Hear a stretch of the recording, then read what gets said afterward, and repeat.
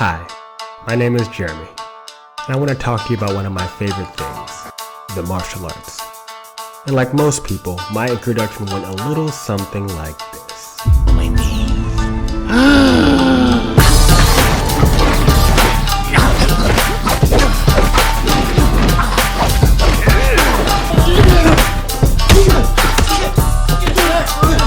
Before I could even name a style of martial art, I could name that fight scene. Lee versus Norris, Goku versus Vegeta, Donnie Yen versus Monks, the Turtles versus Shredder, Neo versus Smith, Jet Li versus the Twins, Jackie Chan versus everyone, and the list goes on. Now you'd think that someone that loves this stuff as much as I do would have begged his parents to put him in some kind of martial arts school, but weirdly enough, that didn't happen.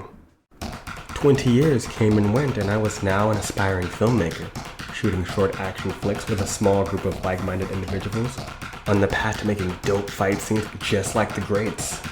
But in the process of making them, I realized I'd be a lot better at this if I had a foundation in martial arts. So January 2019, I decided to take the dive. But into which pool? I spent about a week checking the dojos around my area codes until I came upon Island Warriors Villasin, Balintawak, Arnis. And what I saw looked pretty cool. Now First I thought I'd never seen anything like it until I realized I'd seen its cousin style, Kali, in a flow drill called Heaven 6 made most popular by the show Arrow. Apparently, a combination of Kali and its other cousin style, Eskrima, were both used by the one and only Jason Bourne. But if you've ever seen those fight scenes, it's hard enough trying to tell what's going on, let alone what style the characters are using. Now, what is Balintawak Arnis? It's a Filipino weapons-based style created by Anthony Bacon in the city of Cebu back in the 1950s. Utilizing a 26 to 28 inch rattan stick and an open non-dominant hand, the Villasin style focuses on generating quick explosive power at about an arm's length range, as well as proper use of one's weight to disarm, punch, kick, block, trip, etc. the opponent. A style designed more for practicality than flash. But enough with the preamble. Allow me to introduce you to the man who got me started on my journey, the founder of Island Warriors, Villasin Balintawak Arnis.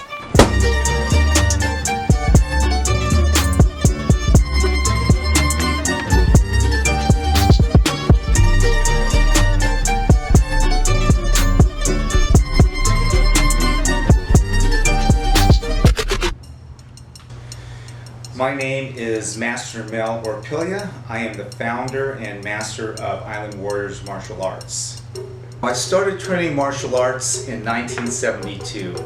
That was the height of Bruce Lee's fame. He was still alive in 1972.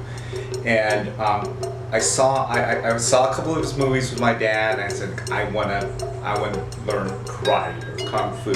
And at that time, there weren't a lot of positive Asian male role models. And here was this guy, Bruce Lee. He can kick ass. He was muscular, he was good looking, and I saw a small ad in the Vallejo paper about a karate school that just opened and were looking for new students. And it was a Kachikembo school, and Kachikembo is a Hawaiian mixed martial art that was started on the island of Oahu in the Palama Plantation. It's probably one of the biggest martial arts systems or karate systems here in the Bay Area. They bought a dying shopping center in Vallejo. Bakeries and restaurants and shipping services, but they also wanted to give something back to the community, so they created a space called the Bayanihan Center. And the Bayanihan Center was a space where the community can gather, have meetings, have activities, and they asked me to be its manager. And one of the first things I did after we opened that center was look for a Filipino martial arts class. And I had a friend named Louis Scott who knew Grandmaster Vera Villasin, and she got us together. I had talked to Grandmaster Vera about a Balintawak. I knew very little about it, but once we talked and he kind of demonstrated some of it to me, I felt like this is the Filipino martial art I've been looking for. Because I had dabbled in other Filipino martial arts in the past. Most of the Filipino styles were blade based, and one of my passions ever since a little kid is collecting knives. Way before I trained in Balintawak, I've always collected knives. And I realized that Balintawak lends itself well to holding and using a knife because it is close range fighting. I wasn't looking for a long range or medium range fighting styles because I know I'm never going to be carrying around a sword. So why should I train in a style that makes me an expert in a longer blade when I'm not going to be using that in real life? In real life, I'm going to be using anywhere from a 3.5-inch blade to maybe an 8-inch blade.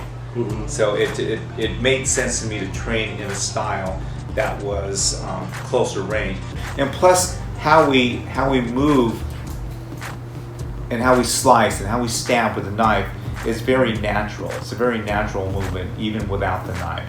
So I could see how Balintawak can be adapted from stick to blade to empty hand to everything in between, including improvised weapons. And that's what drew me to it. I just saw the versatility of that art. Yeah, so in addition to being a martial artist, I'm also a cultural historian and cultural advocate.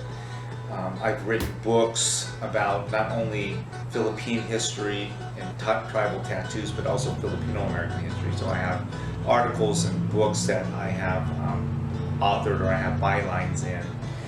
And I feel that if I'm teaching a Filipino martial art, I need to teach the students the art within the context of the culture and history of that art.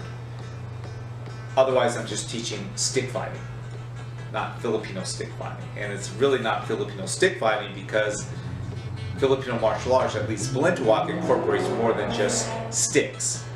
So when a student comes to Island Warriors martial arts, they are not only learning the physical aspect of the martial art, but they're learning the knowledge of the art based on the history of the Philippines and the culture of the Philippines. And it's important for them to know why these arts were created. Why was Balintawak created? And it's because we were, as an island nation, we were always susceptible to being invaded by not only tribes within the Philippines, but invaders from foreign lands. The Spaniards, the Americans, the Japanese. So our Filipino martial arts have been battle tested against invaders, both foreign and domestic. So it is a battle-proven art. We know that these arts work. We know that these arts can kill. And it's important for me to tell the students how these arts developed and how they've been used through different eras in the Philippines as we were conquered or invaded by different foreign entities. Matter of fact, the art Balintawak is so effective that our founder, Ansiong Bocon, went to prison for killing somebody. Wow. Because he killed them in self-defense, but the judge felt that because he was a Grand Master, he should have been able to stop himself from killing the person that attacked him. And so he went to jail. I guess, I don't know what they call it in the Philippines, but over here they would call it manslaughter.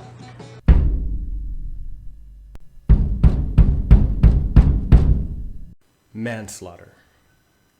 Imagine that for a minute. You get mugged, you defend yourself, you go to jail for 8 years. The laws of conquest have come a long way since the time of Vikings and cavemen. Proper discernment is the law of the modern age. Which brings me to the Island Warriors logo. Now there's a smorgasbord of Filipino symbols here, but I want to focus on 4 specifically. The fist, the scale, the lamp, and the book. The fist is martial skill and physical ability.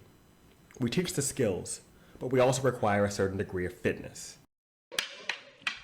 All the techniques in the world mean very little if you have no stamina, especially if running away is a smarter option. The book represents knowledge.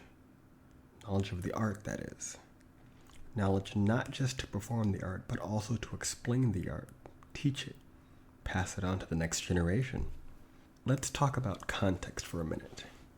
Context is, in fact,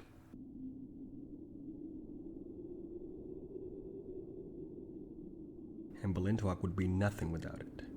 The concept of picking up a stick and whacking someone over the head with it has been around since the beginning of time. So what makes Balintawak Balintawak? Well, to put it simply, it's history. Where did it come from? How and why was it created? So many stories of history lie at the end of these questions. And if that history isn't taught alongside the moves, then all that is being taught is stick fighting. History must be drilled with as much importance as the moves themselves, because it's so easy to let it become watered down, a faded carbon copy of what it once was. The martial arts community is very big on lineages. What's your style? Who did you train under? Heck, they made 10 movies about the guy that trained Bruce Lee. So a responsibility comes with carrying on a lineage. Practice it well, teach it well, represent it well. And most importantly, keep its history. And to quote Master Mel, to know history is to know self. The scale of justice is pretty self-explanatory. What is the proper amount of force to respond with? Knowing what you can or can't go to jail for changes all the dynamics of self-defense, as explained earlier in the story about the founder, Antoine Bacon. And last, we have the lamp of incense, which represents wisdom. And to put that simply, a smart husband can win an argument a wise husband would have never gotten into. Now, if my math is correct, that's 75%. 75% of the symbols that make up the ethos of Island Warriors is about proper discernment of the application of the art. That's how important proper discernment is to self-defense and to life itself. And as the stick becomes an extension of the body, so does the art to everyday life.